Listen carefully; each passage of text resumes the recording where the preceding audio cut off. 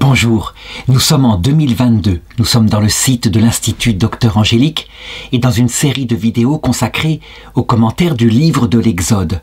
C'est un commentaire très intéressant parce qu'il nous permet de comprendre l'évolution progressive de l'homme par la pastorale de Dieu, ici-bas mais aussi, pour ce qui est du livre de l'Exode, dans l'Hadès, parce qu'il est évident que le désert a toujours été pris comme le symbole du passage de la mort par la plupart des pères de l'Église. Alors j'en suis rendu au chapitre 20 et 21. J'ai commenté le chapitre 20 en prenant les 10 commandements un par un, et j'en suis maintenant rendu à la fin, et je vais joindre le chapitre 21. Alors, ce qui est intéressant dans ce chapitre, c'est que, même si je ne verrai pas tout le livre de l'Exode, ça veut dire la totalité des lois qui sont données, qui sont aussi répercutées dans le livre du Lévitique, des Nombres, etc., eh bien, on voit dans ce chapitre 21 les 3 genres de lois que Dieu, par Moïse, a données au peuple hébreu. Et là, il faut bien se rendre compte, est-ce que c'est Dieu ou est-ce que c'est Moïse? Eh bien, c'est les deux. La constitution dogmatique Dei Verbum du Concile Vatican II le montre. Dieu passe, sauf quand il parle lui-même en se faisant homme, Dieu passe par des intermédiaires humains. Le filtre de l'intermédiaire humain est là, ce qui permet d'adapter au peuple tel qu'il en est. Et donc Dieu inspire Moïse, et c'est Moïse qui donne une loi dont on va voir qu'elle est bien imparfaite. Alors, quelles sont les 3 sortes de décrets? D'abord, ils sont au nombre de 613 en tout, impossible de les voir tous, mais principalement, on peut les distinguer en, premièrement, des préceptes moraux. Et ça, ce sont les 10 commandements, principalement, c'est-à-dire des lois sur le bien, sur le mal, du style « tu ne tueras pas », etc. Ces préceptes moraux, je les ai commentés, et ils sont accompagnés de préceptes cérémoniels. Ça veut dire que, en fonction du passé qu'a vécu Israël, par exemple la sortie d'Égypte, eh bien Dieu donne certains rituels comme ça, qui vont ponctuer la vie des gens afin qu'ils se souviennent. Et puis, il y a des préceptes judiciaires. Ça veut dire des lois, un peu un code civil, un code aussi pénal, en fonction des fautes commises. Telle faute, telle peine. Évidemment, je l'ai dit, il ne faut pas chercher un code pénal comme nous maintenant. Et le peuple d'Israël ne vit pas du code pénal qu'a donné Moïse. Sinon, on peut dire, il y aurait infiniment de raisons de mettre à mort des gens. Du coup, certains se sont étonnés en disant « Mais est-ce que cette loi vient bien de Dieu ?» Et quelqu'un comme Marcion, au IVe siècle après Jésus-Christ, avait dit « L'Ancien Testament vient du diable. L'esprit qui est apparu dans l'Ancien Testament, c'est le diable. Ça ne peut pas être le même que Jésus-Christ. » Quand on voit les commandements, parfois barbares, qui sortent dans la loi de Moïse, du style « quand on vend son propre fils », quand on met en esclavage quelqu'un. Mais là, je dirais, ce n'est que de petits commandements. Les pires des commandements, ce sont les commandements de lapidation des femmes adultères, avec des motifs qui sont parfois, indignes et qui a dû faire énormément de victimes. Alors, il faut toujours avoir en tête 2 choses. La loi de Moïse, on peut la juger de 2 façons. Et il faut garder les 2 façons. Premièrement, je dirais dans le contexte historique, à savoir elle correspondait à ce peuple dans l'état qu'il était. Et je vais le montrer, la loi du talion qui apparaît ici au chapitre 21 est un progrès par rapport aux lois anciennes du néolithique qui étaient absolument terribles. Deuxièmement, on doit juger cette loi par rapport à Jésus-Christ. Ce n'est pas quelque chose d'anachronique, puisque ça permet de comprendre comment Dieu a adapté sa pastorale au peuple en fonction de leur époque. Et là, on verra évidemment que le prophète Ézéchiel a bien raison quand il dit ceci. « Et moi, Dieu, j'allais jusqu'à leur donner des lois qui n'étaient pas bonnes, et des coutumes dont ils ne pouvaient pas vivre, et je les souillais par leurs offrandes, en leur faisant sacrifier tout premier-né pour les frapper d'horreur, afin qu'ils sachent que je suis Yahvé. » C'est en Ézéchiel chapitre 20, verset 25. Oui, c'est une loi mauvaise, mais si elle était mauvaise, par, je dirais, les commandements qu'elle donnait, qui étaient parfois véritablement barbares, il n'empêche, elle préparait le cœur de l'homme à la venue du Messie. Ne serait-ce que parce que, par sa propre barbarie, elle frappait d'horreur les gens qui, du coup, appelaient à un salut, quelque chose de mieux. Ce qui fait que quand le Seigneur donnait la vraie mesure de son cœur, à un moment donné, soit dans le Shéol, au Vendredi Saint lorsqu'ils l'ont vu, soit sur la terre quand Jésus est venu nous voir, alors on était tellement bouleversés par la différence qu'on se précipitait dans ses bras. Alors voilà comment commence le texte que je vais lire. Chapitre 20, verset 18, donc à la fin des 10 commandements.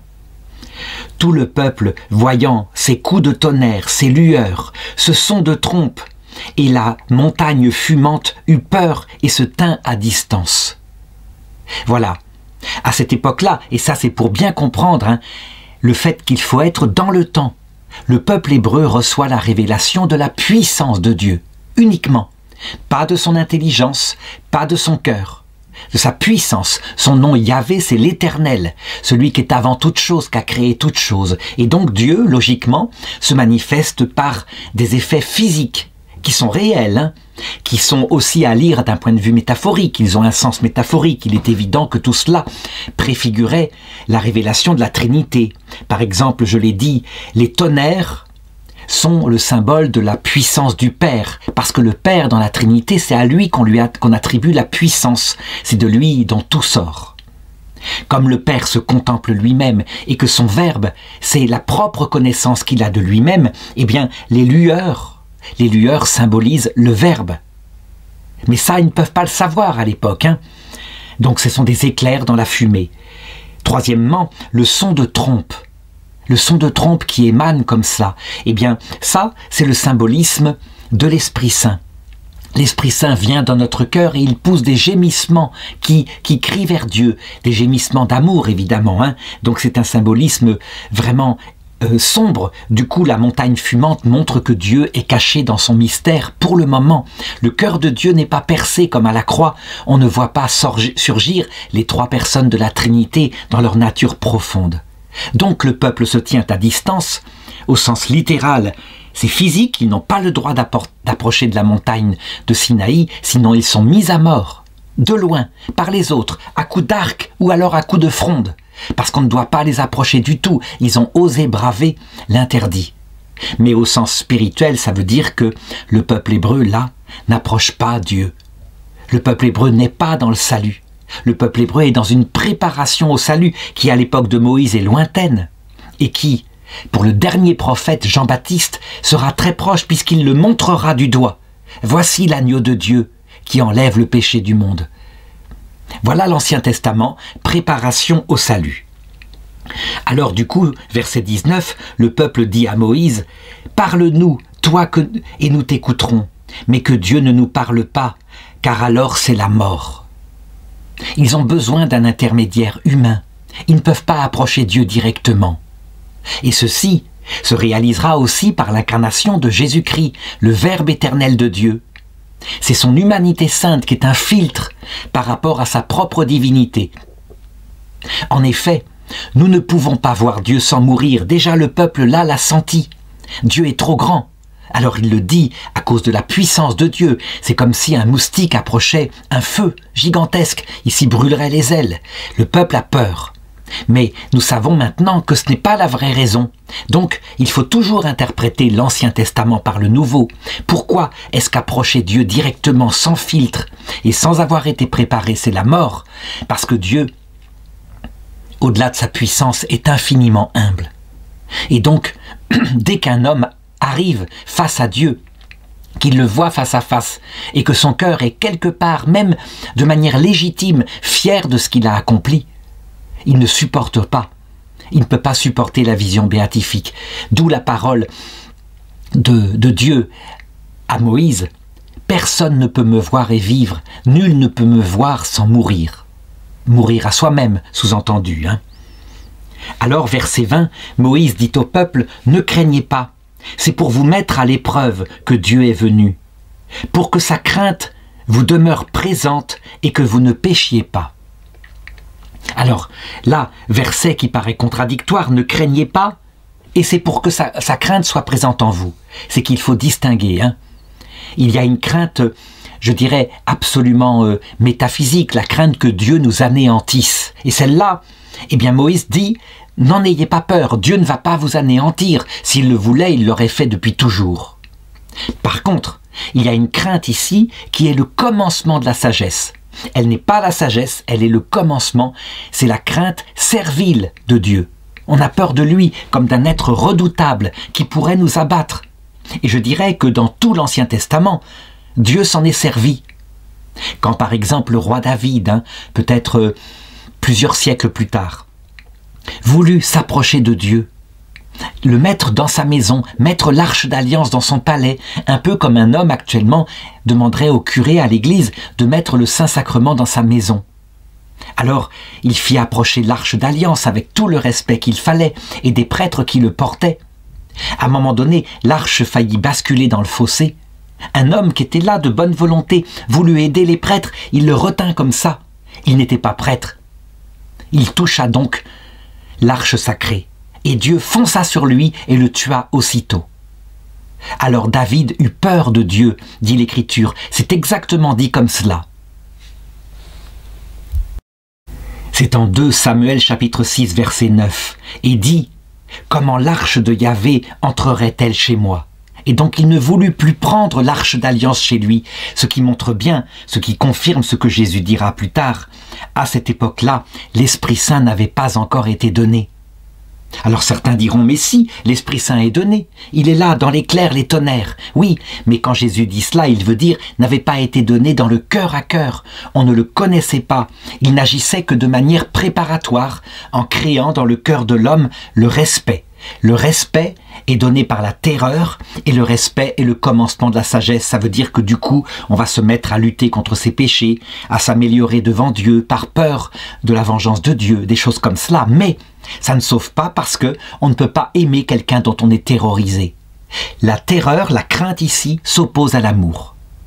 Donc, quelle est la crainte qui par contre est un don du Saint-Esprit, fruit de la venue du Saint-Esprit dans notre cœur? C'est pas du tout la même. C'est la crainte chaste. Elle est analogique à la crainte d'une épouse qui voudrait être parfaite pour son bien-aimé et lui plaire. Donc elle se parfume, elle se fait belle et puis elle lui prépare un bon repas.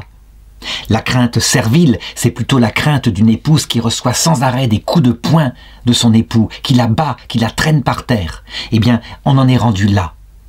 D'ailleurs, je dirais, quand on veut comprendre le rapport d'un peuple avec son Dieu, il faut regarder le rapport d'un homme avec sa femme. Souvent, l'un manifeste l'autre. À cette époque-là, les femmes, évidemment, n'ont pas du tout le même statut que dans le christianisme. Alors, verset 21, le peuple se tint à distance et Moïse s'approcha de la nuée obscure où était Dieu. Moïse est donc prêtre, là, pour eux. Il reçoit de Dieu les commandements, il les transmet au peuple avec le filtre de sa psychologie, et puis il prend auprès du peuple ses réclamations, il les transmet à Dieu, et Dieu y répond.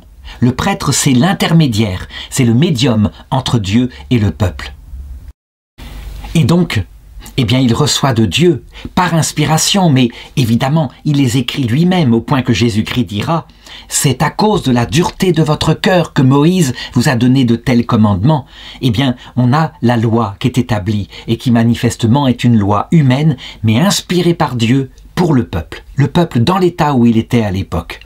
Yahvé dit à Moïse, donc on voit bien, Yahvé dit à Moïse, Dieu inspire Moïse, et Moïse transmet au peuple par le filtre de sa psychologie. Tu parleras ainsi aux Israélites. Vous avez vu vous-même comment je vous ai parlé du haut du ciel. Vous ne ferez pas à côté de moi des dieux d'argent, des dieux d'or. Vous n'en ferez pas. Donc, le premier commandement au verset 23, c'est l'interdit des images. Et là, je dirais, ça fait référence à ce qui se passera un peu plus tard, que je commenterai, quand le peuple en bas de la montagne finira par faire un veau d'or tellement, eh bien, il veut adorer Dieu, le représenter sous forme sensible. L'interdit est à ce moment-là absolu. Les protestants et les iconoclastes ont voulu en faire un commandement absolu dans toute l'histoire de l'humanité jusqu'à maintenant. Les protestants, souvent, pendant les guerres de religion en France, détruisaient les images. Une image comme ça, ils l'auraient mise au feu. Et pourtant, c'est l'image du Christ. Donc, je dirais de son humanité. Pourquoi? Parce que, en réalité, pourquoi est-ce que ce n'est plus valable, ce commandement-là? Et je le prouverai par l'Écriture. Parce que tout simplement, à cette époque-là, l'homme ne connaissant pas le cœur de Dieu, Dieu n'ayant pas ouvert son cœur, l'homme, s'il représentait Dieu, le représentait comme une projection de son vieil homme, c'est-à-dire de la pulsion de pouvoir, la pulsion de puissance, la pulsion de possession des richesses ou de plaisir solitaire que l'homme portait en lui. Il ne pouvait que projeter une fausse image. L'homme n'avait pas été transfiguré encore à l'image de Dieu.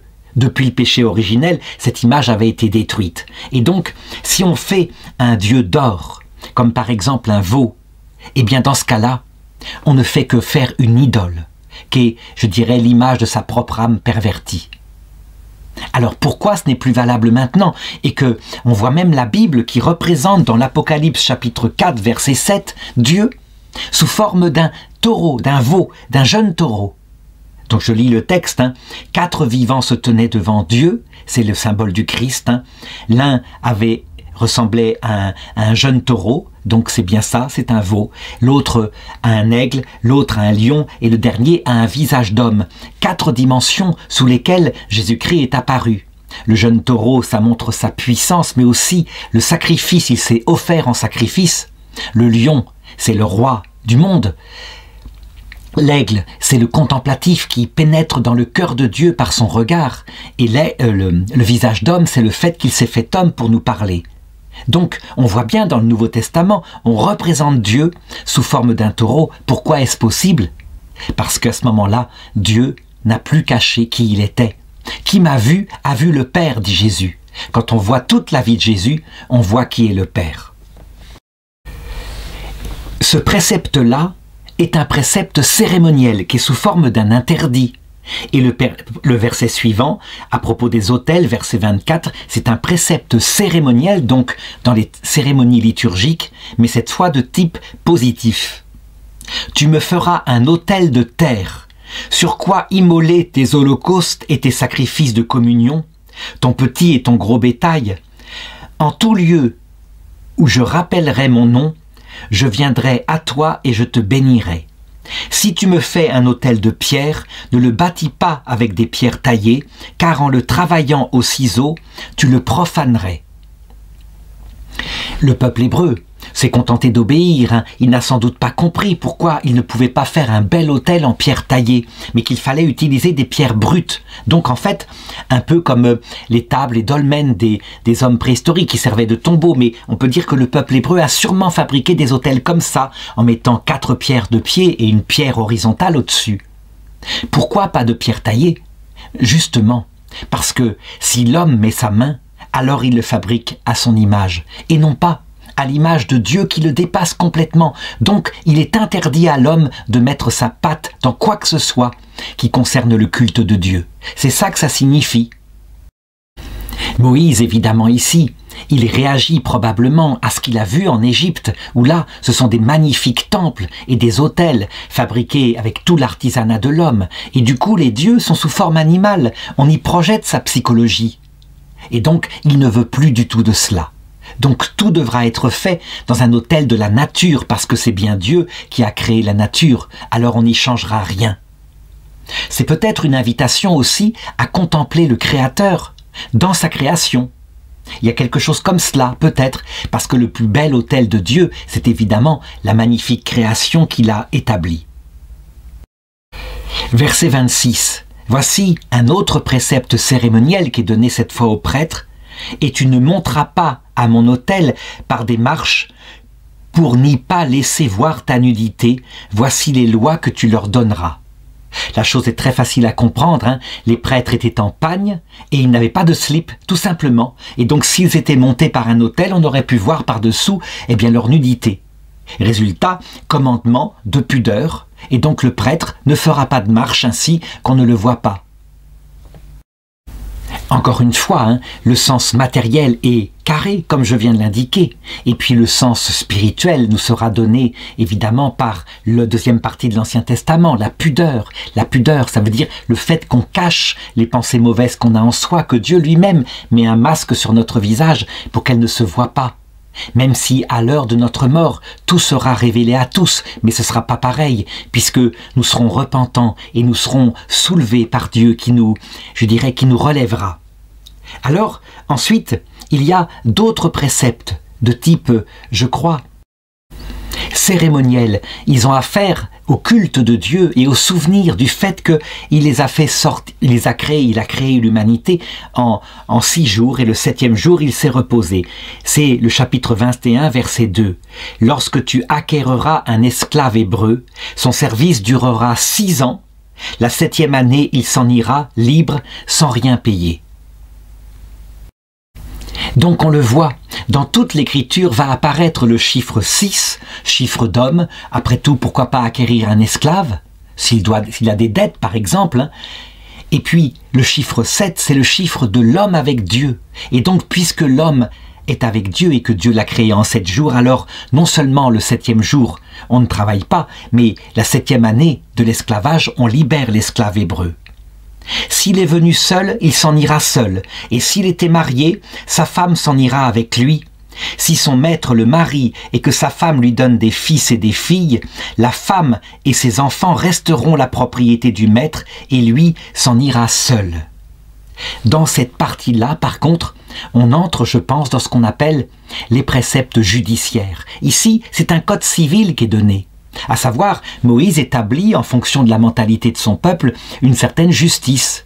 Donc, tu le rends libre, tu lui rends tous les biens qu'il a apportés, à savoir lui-même, ou alors, s'il est venu avec sa femme, lui et sa femme.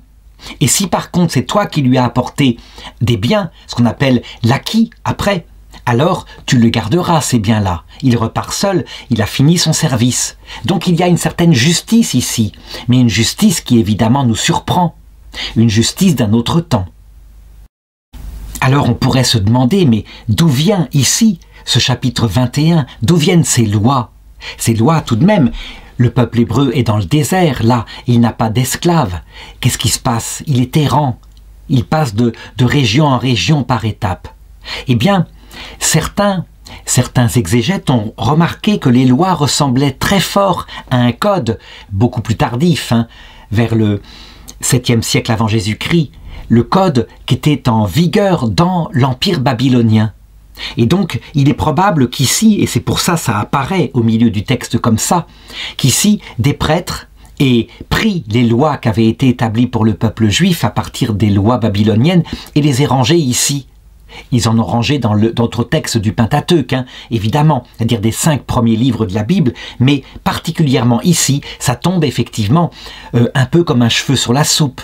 Donc ce travail de rédaction, nous n'en savons rien, mais certains ont supposé cela, c'est possible. L'essentiel, c'est que, pour nous, spirituellement, on voit bien, ça tombe de Dieu, depuis le mont Sinaï, par le filtre de Moïse. Mais ce n'est tout de même pas au niveau des 2 tables de la loi, que Dieu, là, il les a écrits avec son doigt, mais je le montrerai plus tard. Et donc, on gère, avec la mentalité du temps, eh bien, l'esclave.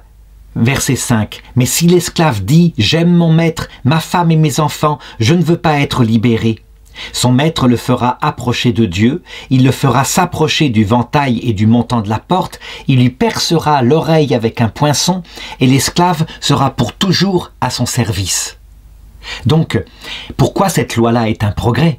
C'est qu'on le voit. L'esclave a certains droits. L'esclave n'est pas considéré comme un bœuf. C'est quelque chose de supérieur tout de même si ce droit-là est géré comme ça par un code civil particulier. Même chose pour le verset 7. Ici, on va voir la possibilité de vendre son fils et sa fille comme esclaves, comme servants. En réalité, c'est des choses qui se sont toujours pratiquées. Hein. On voyait au 19e siècle, on envoyait les enfants au travail et on prenait leur salaire. Ça revenait à peu près au même.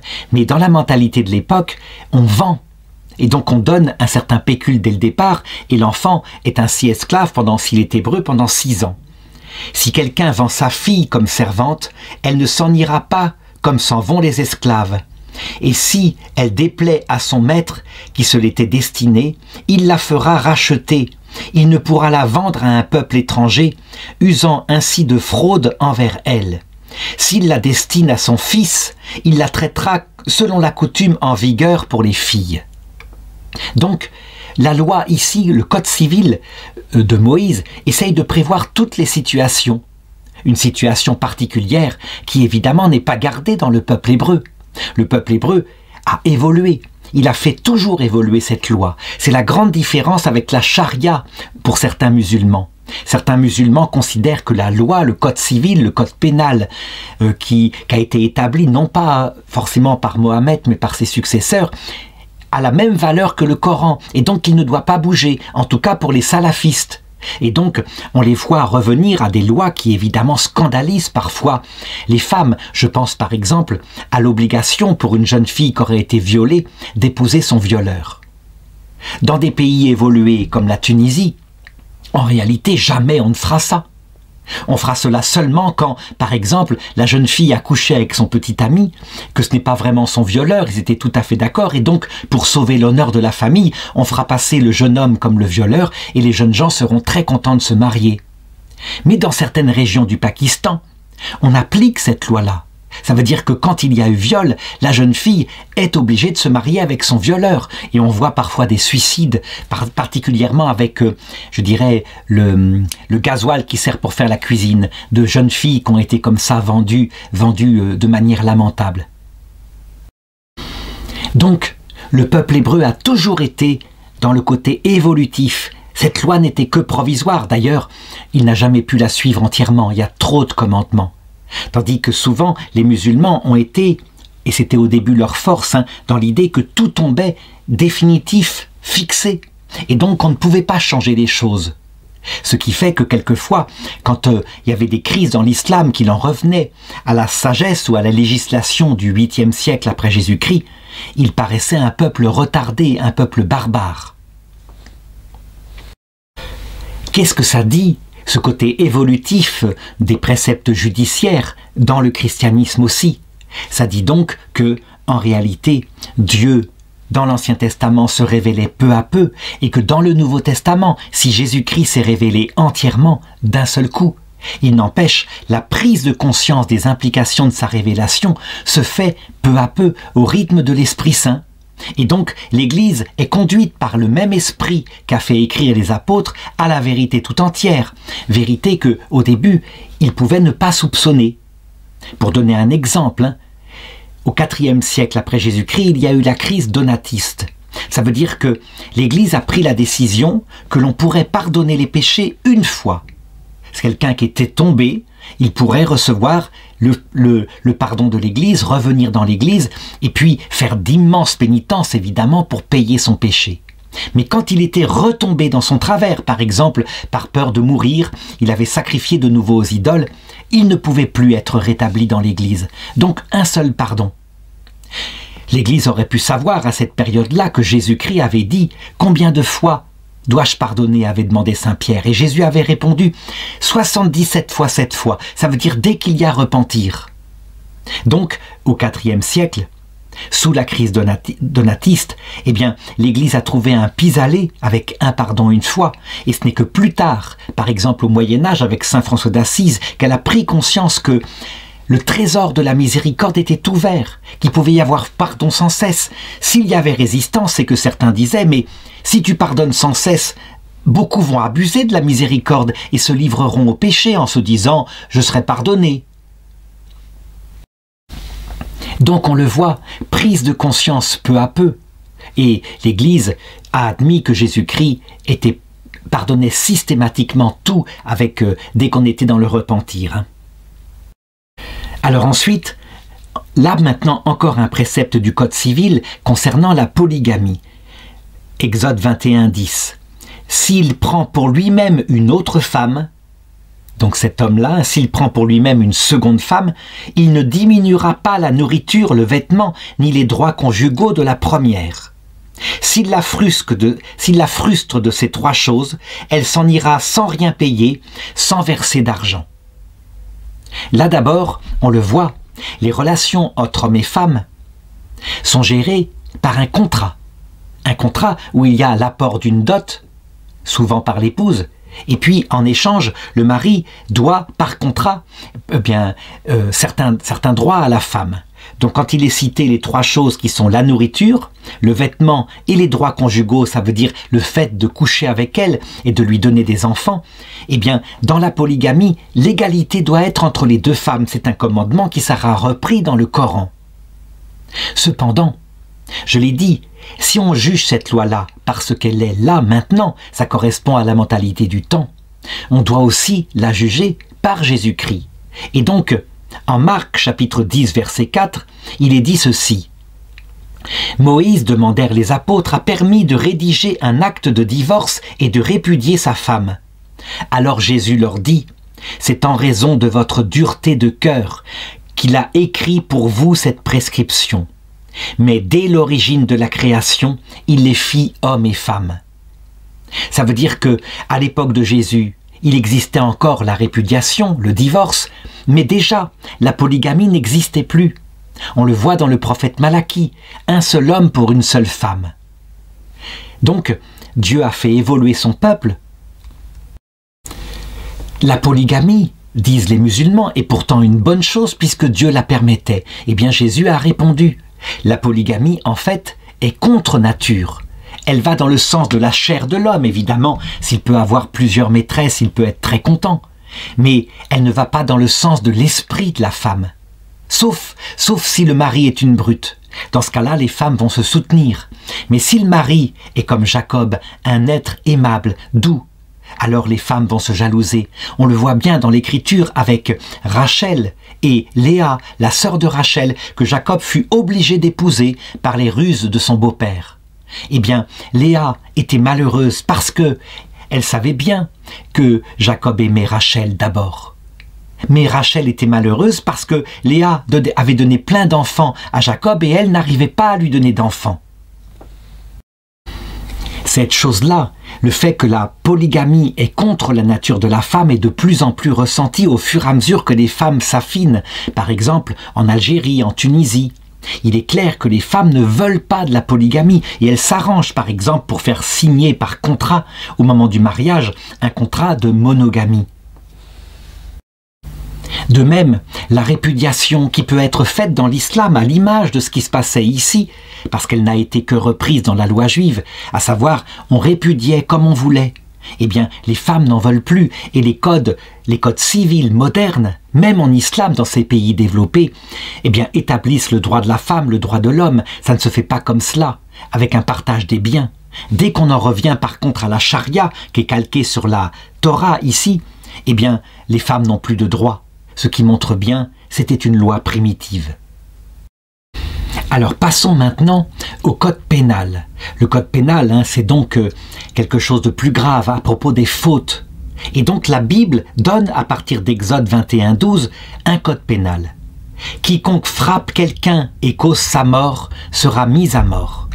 S'il ne l'a pas traqué, mais que Dieu l'a mis à portée de sa main, je te fixerai un lieu où il pourra se réfugier. Mais si un homme va jusqu'à en tuer un autre par ruse, tu l'arracheras même de mon autel pour qu'il soit mis à mort. Qui frappe son père ou sa mère sera mis à mort. Alors, ici, on constate d'abord une première phrase, quiconque frappe quelqu'un à cause de sa mort sera mis à mort. Cette phrase-là, si elle est prise pour elle-même, eh bien, elle est parfaitement barbare. En effet, on le voit dans le code moderne, frapper quelqu'un, ça dépend si c'est fait par inadvertance, par exemple, je me retourne et je le frappe avec, je sais pas, ma faucille et sans le faire exprès. Si c'est fait par colère, donc dans un acte de passion, je le cherchais pas, c'était spontané, mais il m'a dit quelque chose qui m'a mise en colère. Et si je le frappe par préméditation, donc je prépare mon coup, je veux me venger de lui. Mais d'autre part, on regardera dans les procès la cause qui a fait qu'on a frappé un homme. Si cet homme était parfaitement innocent, c'est tout à fait différent que si cet homme a par ailleurs assassiné et ma femme et ma fille et qu'il est très rusé et très meurtrier et que j'arrive par ruse à le tuer, à m'en débarrasser. Donc on le voit, on a ici un code pénal qui n'a pas la profondeur de ce qu'est maintenant l'analyse des circonstances de tous les meurtres. Mais c'est déjà un premier essai. Ça veut dire qu'on distingue déjà ici un peu, eh bien, la mort par accident, donc il y a possibilité de se réfugier. Actuellement, si c'est une mort par accident, par exemple, je conduis ma voiture à 45 à l'heure en ville où c'est autorisé, et quelqu'un se jette sous mes roues, eh bien il n'y aura pas de peine. Il y aura la déclaration d'un accident grave, mais c'est un accident. La famille, elle sera désolée, voudra peut-être qu'il y ait une peine, quelque chose comme ça, elle souffrira, mais on distinguera les choses. Ce sera tout à fait différent si on a commis une imprudence, comme le montrera le texte plus tard. Par exemple, si je roule à 70 à l'heure en ville où c'est parfaitement interdit et que j'écrase quelqu'un, il y aura là une condamnation. Bref, quand on lit cette partie, chapitre 21, 12 à 15, on voit que tentative de comprendre les différentes circonstances de l'être humain, mais tentative encore tout à fait primitive. Ensuite, le rapt. Qui enlève un homme, qu'il l'ait vendu ou qu'on le retrouve en sa possession, sera mis à mort. Là encore, on regarde que le fait matériel, il a enlevé un homme. Mais maintenant, on considérera aussi les circonstances. Enlever un homme pour demander une rançon. Ou alors, enlever une jeune fille parce qu'on l'aime et qu'on veut l'épouser et que les parents refusent. C'est pas la même chose. De même, enlever un homme parce que, par exemple, il commet sans cesse des injustices graves autour de nous. Par exemple, un tyran. L'enlever pour lui enlever le pouvoir, c'est tout de même pas la même chose non plus. Donc, le fait de regarder que l'acte matériel est le signe d'une loi primitive. De même pour le verset 17, « Qui maudit son père et sa mère sera mis à mort ». On le sait actuellement, maudire un père et une mère qui ont fait leurs devoirs, qui sont humbles, aimants, qui ont toujours subvenu aux besoins de leurs enfants, comme on le voit par exemple avec l'enfant prodigue. C'est tout de même pas la même chose que de maudire par exemple un père qui a violé son enfant, toute sa jeunesse, qui a détruit sa vie. Donc, encore une fois, loi primitive.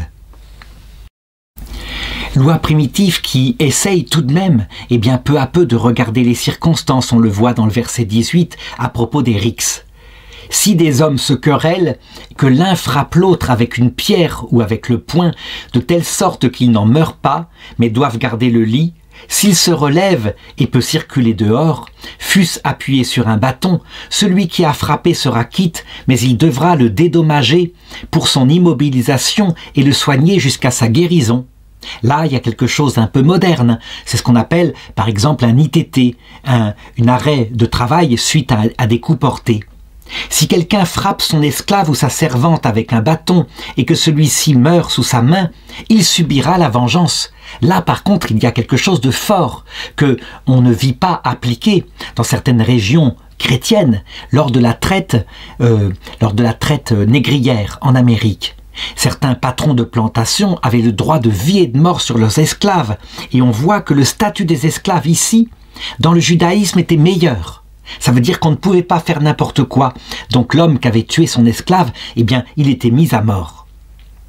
Mais si l'esclave survit un jour ou deux, il ne sera pas vengé, car il a été acquis à prix d'argent. Et tout de suite, évidemment, on retombe dans quelque chose de terrible. Ça voudrait dire que probablement beaucoup d'esclaves ont été tués, fouettés à mort par leur patron, mais ont mis quelques jours à mourir. Et là, selon la loi, il n'y avait pas de vengeance. Simplement, l'esclave n'aurait pas pu survivre. C'était une évidence. Si des hommes en se battant bousculent une femme enceinte et que celle-ci avorte mais sans autre accident, le coupable paiera l'indemnité imposée par le maître de la femme. Il paiera selon la décision des arbitres.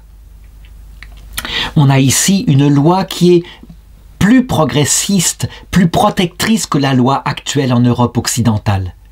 Si par exemple une femme est enceinte et que dans un accident de la route provoqué par quelqu'un en face, elle avorte, elle perd son enfant, l'enfant n'a aucun droit maintenant Depuis, je dirais, depuis que les lois sur l'avortement sont passées environ vers 1975, on a tellement voulu empêcher qu'il y ait quoi que ce soit comme droit pour l'embryon, c'est comme ça qu'on l'appelle, pour lui dénier le nom de l'enfant, qu'il y a moins de droits qu'à l'époque de l'Exode.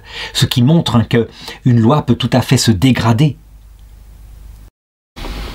Alors, en lisant comme ça les choses, j'ai montré que la loi de Moïse, tout de même, est nuancée. Elle essaye de commencer à l'être, même si elle n'est pas parfaite. Je voudrais lire maintenant Exode chapitre 21, verset 23, la loi du talion. « Mais s'il y a accident, tu donneras vie pour vie, œil pour œil, dent pour dent, pied pour pied, brûlure pour brûlure, meurtrissure pour meurtrissure, plaie pour plaie. Si un homme frappe l'œil de son esclave ou l'œil de sa servante et les borgne, il lui rendra la liberté en compensation de son œil. Et s'il fait tomber une dent de son esclave ou une dent de sa servante, il lui rendra la liberté en compensation de sa dent. » La loi du talion, lorsqu'on la prend telle qu'elle, est-ce qu'elle est un progrès? Eh bien, je répondrai oui, elle est un progrès. Et ça, c'est regarder la loi dans le temps de son époque. La loi du néolithique, on la voyait par exemple quand l'homme se soumettait à ses propres pulsions dans la Vendetta en Italie, pendant toute une période. Elle était pire. La loi du néolithique consistait, si tu m'as par accident crevé un œil, je te tue, je tue ta femme, je tue tes enfants. Et du coup, la famille en face qui a perdu tant de gens va se venger en tuant la femme de celui qui s'est vengé et ses enfants. Et ça pouvait durer des générations comme cela. Le néolithique, c'est la période la plus terrible, celle qu'on voit dans les couches archéologiques, où il arrivait que des villages entiers étaient brûlés par des attaques, par exemple, de nomades. Les gens avaient tellement faim, la taille des hommes diminuait et des femmes aussi, la famine était là, qu'il s'est établi la violence. Mais, par contre, dans une période qui est ici l'âge du bronze, la loi aurait dû évoluer. Un œil crevé par accident, c'est tout de même pas la même chose qu'un œil crevé volontairement. Par exemple, imaginons je suis en train de faucher un champ, et puis à un moment donné, en donnant un coup de serpe, un caillou est envoyé qui va sur quelqu'un qui travaille à côté de moi et lui crève l'œil. Alors on me crèvera l'œil. Mais c'est absurde, évidemment. Et pourtant, c'est un progrès, parce que la vengeance est arrêtée, œil pour œil, dent pour dent. On voit de cette manière-là à quel point Jésus-Christ a fait toute chose nouvelle, en mettant en avant l'être humain, en montrant la complexité des circonstances, par sa justice et l'amour d'autrui, la charité qui est prête à essayer de comprendre, de pardonner, de ne pas chercher querelle. Il a changé le monde véritablement.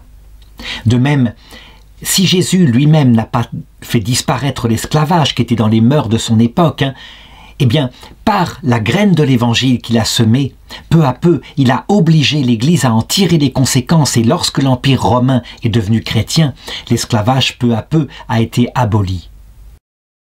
Est-ce que la loi de Moïse maintenant se réduisait à cette espèce de primitivité de la loi du talion? Bien sûr que non. Et c'est là toute la complexité de la mise en place d'un code civil. On le voit juste après au verset 28, où il va être distingué l'acte accidentel et l'acte accidentel, mais parce qu'on a été imprudent. Donc ça, c'est quelque chose de formidable. Donc je lis. Si un bœuf encorne un homme ou une femme et cause sa mort, le bœuf sera lapidé. Donc ça, c'est pas très fin, évidemment. Et l'on n'en mangera pas la viande, mais le propriétaire du bœuf sera quitte. Par contre, et c'est là qu'il y a une certaine finesse, mais si le bœuf donnait déjà de la corne auparavant et que le propriétaire averti de cela ne l'a pas surveillé, s'il cause la mort d'un homme ou d'une femme, ce bœuf sera lapidé et le propriétaire sera mis à mort. Donc là, on va radicalement, évidemment trop loin, peut-être dans le cas d'une imprudence comme cela. Il a été prévenu, il n'a pas attaché son bœuf, la mise à mort du propriétaire est exagérée, probablement. On passe d'un excès à l'autre, mais il y a déjà tentative de distinguer accident purement fortuit et accident alors qu'il y a eu une imprudence. On continue de faire cela, comme quand j'ai pris l'exemple des accidents de la route. Alors tout de même, Moïse le modère en disant « Si on lui impose une rançon, donc plutôt que le mettre à mort, on lui impose une indemnité, il devra donner pour le rachat de sa vie tout ce qui lui est imposé. » Ah, ouf, on a possibilité d'échapper à la mort. Verset 31. Si c'est un garçon ou une fille qui l'encorne, on le traitera selon cette coutume. Si c'est un esclave ou une servante ou le bœuf, que le bœuf encorne, son propriétaire versera le prix, 30 cycles, à leur maître, et le bœuf sera lapidé. Donc la vie d'un esclave ne vaut pas comme la vie d'un homme libre à cette époque-là, chose, et j'ai démontré, que le Christ fera peu à peu disparaître. Si quelqu'un laisse une citerne ouverte, ou si quelqu'un creuse une citerne sans la couvrir et qu'un bœuf ou un âne y tombe, le propriétaire de la citerne indemnisera, il dédommagera en argent son propriétaire, et la bête morte sera pour lui. Là pour le coup, on a une loi qui paraît assez juste. Si le bœuf de quelqu'un frappe le bœuf d'autrui et cause sa mort, les propriétaires vendront le bœuf vivant et s'en partageront le prix. Ils se partageront aussi la bête morte. Là, formidable, ça me paraît être une loi tout à fait sensée. Mais s'il est notoire que le bœuf donnait de la corne auparavant et que son propriétaire ne l'a pas surveillé, il donnera un bœuf vivant en compensation du bœuf mort et la bête morte sera pour lui. Là encore, très intelligent. On le voit. Dès que ça concerne l'animal, quelque part, un certain bon sens préside. La justice arrive à quelque chose de sensé. Mais quand ça concerne un être humain, les choses se mettent difficilement en place, tout simplement parce que l'être humain est doué et doté de liberté. Et donc que l'acte volontaire chez l'être humain ne doit pas être comparé à l'acte instinctif chez l'animal. Si quelqu'un vole un bœuf ou un agneau, puis l'abat et le vend, il rendra 5 têtes de gros bétail pour le bœuf et 4 têtes de petit bétail pour l'agneau. Donc voilà, je m'arrête là. Je pense que ce panorama de la loi de Moïse permet de comprendre un petit peu sa valeur exacte. Elle est donc une première tentative intéressante, mais qui doit véritablement être dépassée. Si des Juifs essayaient de la remettre en vigueur, on retomberait dans la barbarie, c'est une évidence. Ce qui permet le plus de le comprendre, c'est ce chapitre-là, qui est dans le Deutéronome, dont je vais lire quelques extraits maintenant. Il s'agit du Deutéronome chapitre 22, verset 23, à propos des lapidations des femmes, des jeunes filles en l'occurrence. Et là, quand on regarde la loi de Moïse, on se dit, manifestement, eh bien, il a dû être affiné effectivement au purgatoire après sa mort. Ça ne peut pas être autrement. Si une jeune fille vierge est fiancée à un homme, qu'un autre homme la rencontre dans la ville et la viole, vous les conduirez tous deux à la porte de cette ville et vous les lapiderez jusqu'à ce que la mort s'en suive, la jeune fille parce qu'elle n'a pas appelé au secours dans la ville, et l'homme parce qu'il a usé de la femme de son prochain. Tu feras disparaître le mal au milieu de toi. Moïse aurait pu véritablement échapper à cela s'il avait simplement regardé ce qui est arrivé à son ancêtre Jacob, lorsque sa jeune fille, la sœur Dina des 12 fils de Jacob, a été violée dans la ville. Elle n'a pas pu crier, il y avait le bruit de la fête, on lui a mis la main sur la bouche, elle n'a pas pu s'en sortir. Et donc il est évident qu'il y a quelque chose qui ne va pas ici dans ce commandement.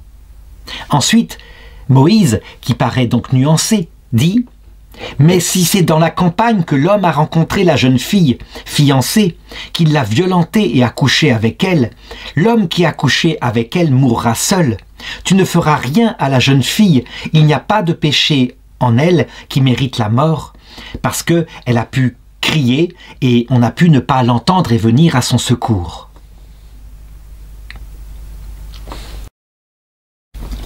Évidemment, lorsqu'on considère par exemple l'attitude de Saint Joseph, lorsque sa fiancée, donc il était fiancé avec elle, Marie, revint de la visite auprès d'Élisabeth et qu'elle était enceinte et qu'elle ne disait rien, eh bien c'est ce commandement-là qu'il a regardé en face.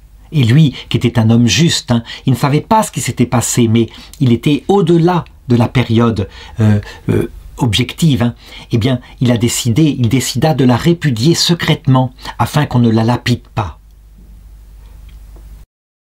Il me faut lire aussi Deutéronome chapitre 22, verset 28, encore un problème qui vient bien de l'époque. Si un homme rencontre une jeune fille vierge qui n'est pas fiancée, donc elle est simplement comme cela, elle n'a pas d'engagement par rapport à un autre homme, il la saisit et la viole, pris sur le fait, l'homme qui l'a violée donnera au père de la jeune fille 50 pièces d'argent. Donc, pour l'honneur, il l'a déshonorée. Elle sera sa femme puisqu'il a usé d'elle et il ne pourra jamais la répudier. Voilà, quand on critique à un moment donné la charia qui dit la même chose, c'est-à-dire qu'une jeune fille violée, une jeune fille qui n'est pas fiancée violée est contrainte d'épouser celui qui l'a violée, eh bien c'est de là que ça vient. Qu'est-ce que révèle cette loi de Moïse? Eh bien que la femme est traitée à l'époque sans aucun égard pour ses sentiments, pour son désir, évidemment. Comme ça, l'honneur est avant tout, et la forcer à épouser un homme qui l'a violée, c'est évidemment une horreur, c'est la mettre dans l'esclavage pour sa vie entière de quelqu'un qui a pu en plus le faire véritablement parce qu'il la convoitait. Il y a tout de même une tentative de justice, mais qui montre encore une fois à quel point le droit de la femme n'existait pas à cette époque-là. Il ne pourra jamais la répudier. Ça veut dire qu'il lui donnera à manger toujours, mais il pourra la torturer dans sa maison, pourquoi pas? Il pourra lui rendre une vie d'enfer, mais il ne pourra pas la répudier. C'est encore une fois un jugement extérieur qui montre ce qu'était l'époque.